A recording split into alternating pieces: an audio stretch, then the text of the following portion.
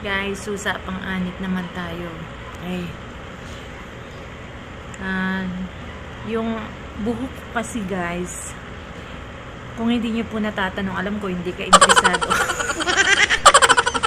Pero gusto ko lang ikwento bakit ba. So, yung buhok ko nga po nagkaroon ng tag dito, yung anit ko nagkakaroon ako ng problema. Lagi siyang makati guys, okay? So, ilang buwan ko ng problema yun. Tapos, napapansin ko yung pangangati na yun. Tapos, parang balakubak siya guys. Nag-start lang siya ng maliit. Tapos hanggang sa kumakalat yung balakubak niya guys. Dati wala naman ako noon, pero nagtataka ako ba't biglang nagkaganon yung anit ko. Tapos laging makate, okay? So ngayon, nagpalit na ako ng yung dati kong shampoo, pinalitan ko yon guys. Tapos nagtry ako ng iba. Pero the same pa rin ang effect, lalo siyang dumadami. Hindi ko naman maisip na psoriasis ba to sa anit sa buhok.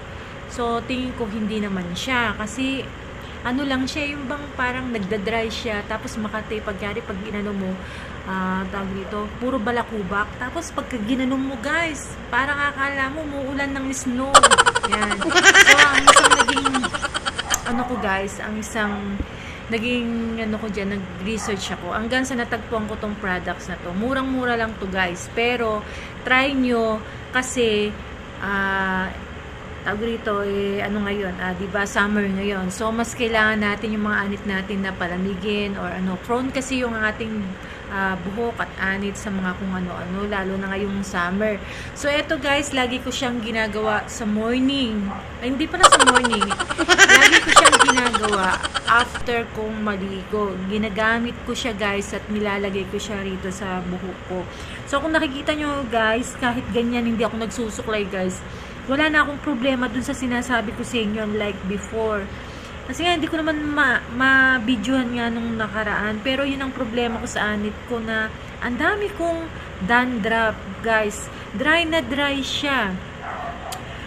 So, yun nga, no, hanggang sa yung pag-struggle ko na to, naghanap ako ng mga iba-ibang products. Pero dito lang tumino yung anit ko, guys. Promise, dito lang tumino yung anit ko. Nawala. At saka, na-realize ko, hindi pala yung shampoo ko yung problema. So, binalik ko yung shampoo ko. Tapos, habang ginagamit ko to, hindi talaga yung shampoo ko yung problema. Kundi talagang, ewan ko. Pero, sa akin guys, effective siya. Okay? Try nyo rin yung may mga minor na problema dyan sa mga dandruff or ano. Pero, syempre guys, yung may mga psoriasis sa anit, hindi natin maano yan, no? Hindi ko masasabi kung effective din sa kanila to. Pero, itry nyo rin, no, guys? Murang-mura lang to guys, nabili ko. Ito po siya.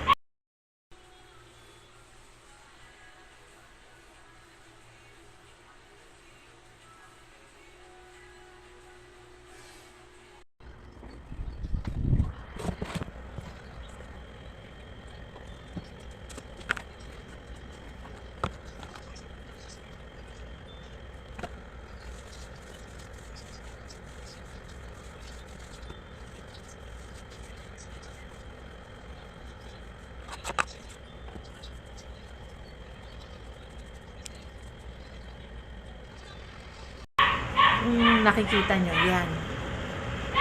Aloe vera siya guys. Maganda siya. Kasi ang aloe vera, diba, meron kami mga aloe vera tanim dyan. Pero since hindi ko nga siya nagagamit guys. Okay?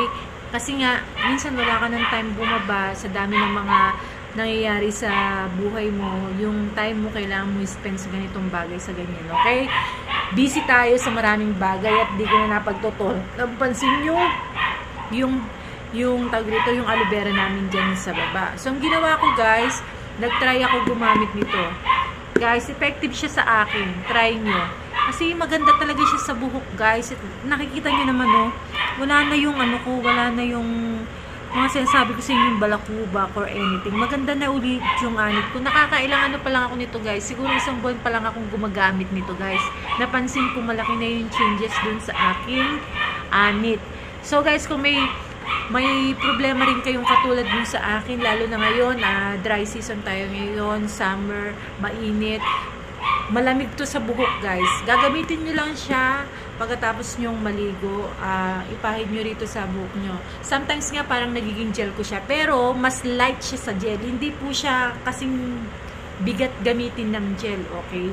At saka napapansin ko, mabilis lumago yung aking buhok at naghilom nga yung problema ko sa anit ko ng mga balakubak na wala siya, guys. Ayan o, makikita nyo naman guys, wala na siya. Dati, ganuin mo lang yan guys, ang dami. Ngayon, natutuwa ako kasi wala na. O guys, nakikita nyo, wala na. Kasi, ito lang po ang gamit natin sa kanya. At kung meron ng mga gusto na gumamit nito, katulad ko guys, iiwan ko yung link dyan, itry mo.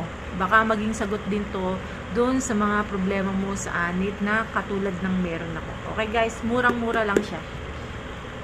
O yan muna ha, shinare ko na to.